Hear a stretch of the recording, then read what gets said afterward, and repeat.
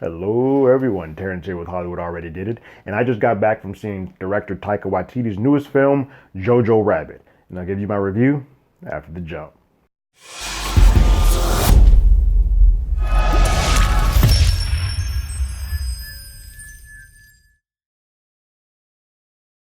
Real quick before we get to the review, if you haven't already, go ahead and ring that bell below. Anytime we have something, you'll be the first to know about it. Go ahead, like, share, subscribe to the channel, share the video. We're on our road to 100 subscribers, so once we get to 100, we'll start doing some contests and giveaways, giving some stuff away, all right? First 500 folks that become subscribers to the channel will be the founders of the place, and we'll do a whole thing for that as well. Now, on to the review. So, for those that don't know, Taika Waititi, director of What They Do in the Shadows and Thor Ragnarok, has done a film called JoJo Rabbit, which premise-wise alone would be a little hard for a lot of the population to digest. It is about a young boy named JoJo who is a German boy who is pro-Nazi everything, pro-Hitler, all of that. And his mother, unbeknownst to him, is hiding a Jewish girl in their attic, and it's about him having to deal with that while dealing with the ramifications of where his heart he believes to be in supporting Hitler. That sounds harsh and dark as hell. So the only way that you can present something like that would probably be to have the voice of Taika Waititi and his comedic style and his writing style and his directing style to counter that and kind of do a little mishmash blend and create for what I think's one of the better films of the year. So let's get on to the likes.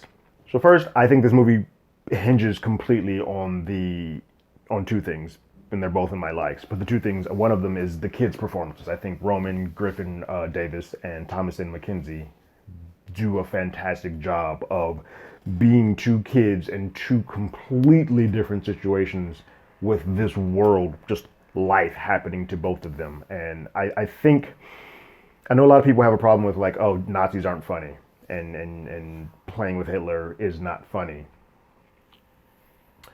But I think when you look at it through the eyes of a child, it can make things that are very dire for grown-ups a lot more palatable and a lot simpler. It's more black and white. It's more cut and dry. There aren't any gray levels for the adults.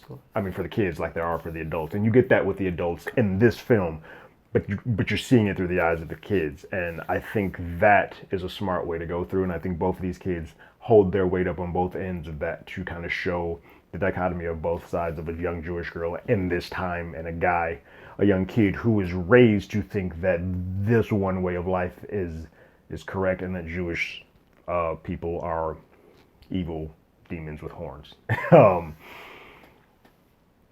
Two, I think the comedy is necessary in this film. I think, yes, you can say that Nazis aren't funny, and putting kids in these situations is not for everybody.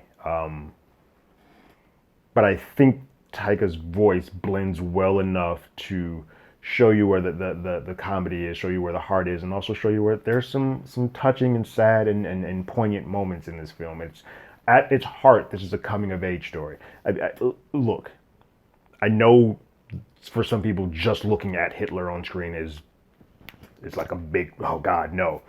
What helps here is that you have to understand, and I don't know if they did a great job of this in the trailers, but you have to understand that this Hitler, or this version of Hitler, is a amalgamation in JoJo's head of what he wants Hitler to be or what he needs Hitler to be, because he himself is lonely and doesn't have any actual people to hang out with. So his brain has concocted this imaginary friend of Hitler. And I think if you realize that version of Hitler is not the real one who's done all the just terrible stuff to people, if you see that this is what this kid envisions or what he wants, and then watch the entire film, you see the payoff, you're like, okay, I'm okay with this. And I think the comedy is smart.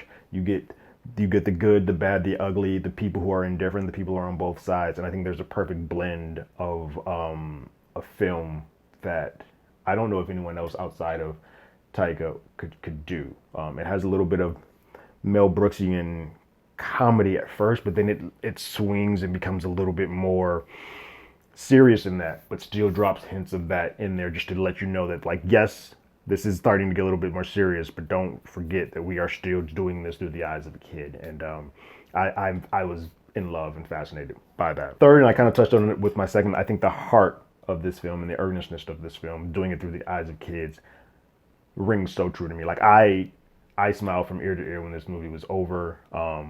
I had moments where I teared up. I had moments when I gasped. I had not been on this much of a roller coaster ride of a film in quite some time. I don't think they make movies like this anymore. Between seeing this film and seeing The Lighthouse, I'm on cloud nine with the films that they're giving us right now. They're both independent, but I think the heart of this movie is brilliant, and I think if you can, look, I get it. If this man, this monster, Hitler, has any direct line or direct effect on what happened to some parts of your family, then I can see why this film just would not be for you.